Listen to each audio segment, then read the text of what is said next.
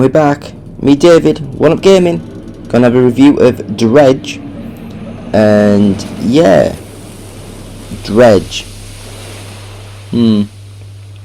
So fishing is inherently boring.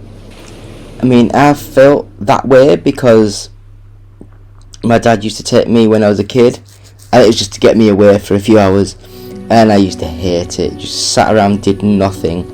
I didn't like touching the fish. I didn't like touching the maggots. I just didn't want to do it. But in the game, I can kind of understand the concept. I enjoyed the Sega bass fishing, or was it Sega bass fishing? I can't remember now. On the Dreamcast, good old Dreamcast. So it might have once been a necessary part of daily life to hunt for food, but now it's just like a pastime where you spend a few hours around having a couple of beers with a couple of friends, and you just wait for the fishies to be caught. So Dredge remedies this by giving you plenty of fish, cargo management, upgrades, side quests, and a good dollop of Lovecraftian spookiness. To begin with, the game begins with you, an unnamed fisherman, crashing your boat near the island of Greater Marrow. So upon waking up, you find that the locals want you to be the fisherman, and they give you a spare boat because for some reason they are just not keen to go out on the water. How convenient for you. Hint, hint. As the sun rises, you set off. Piloting the boat itself, you head out to areas of the sea where the surface churns with fish. One simple minigame later and you find your first catch and have to store it in your hold.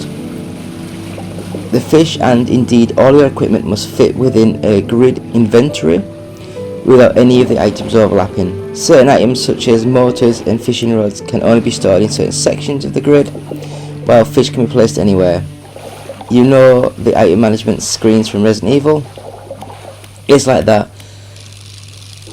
but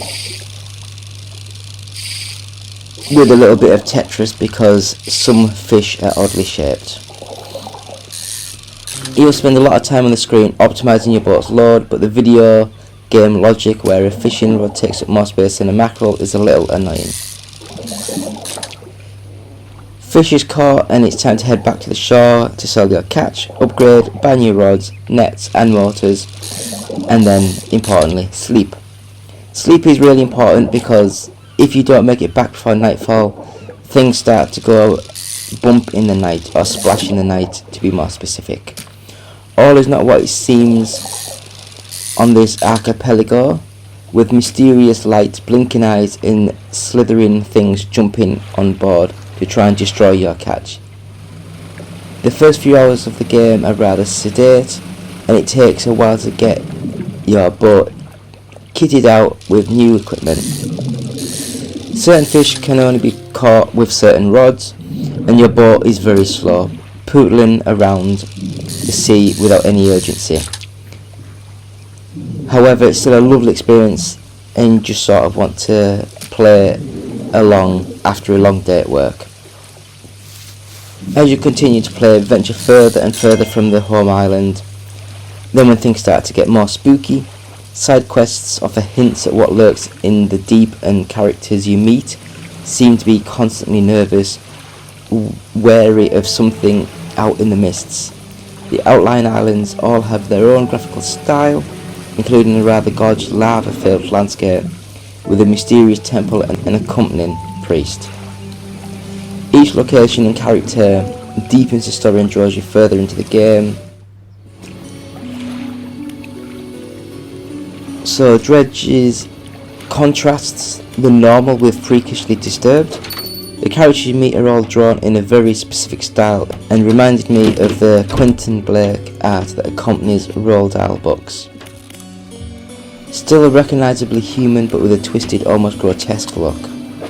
The same applies to the fish. By day they are normal fish, but by night you may haul out deformed creatures with 3 heads and 6 eyes. Nice. While some of the text is quite graphic, including some quite disgusting descriptions of a character eating raw fish. The game as a whole remains family friendly. You will experience brief moments of panic racing through a port as the sun set rather than just jump scares and gory imagery. My main quibble would be the map. It's rather sparse, the mission destinations are not shown, so you have to rely on your knowledge of the area. Remember exactly where the NPC or quest destination is. Yes, there's often too much hand-holding in video games, but this strays just a bit too far in the other direction for my liking. So, Dredge successfully balances a rather serene fishing game with something rather more dark and sinister lurking beneath its surface. Despite the spooky eyes, tentacles and things going splash in the night, it's rather quite relaxing. So yeah, we at One Up Gaming really enjoyed this game, and we will give this a 4 out of 5. So David here, One Up Gaming, thank you all, and we'll be back soon. Goodbye.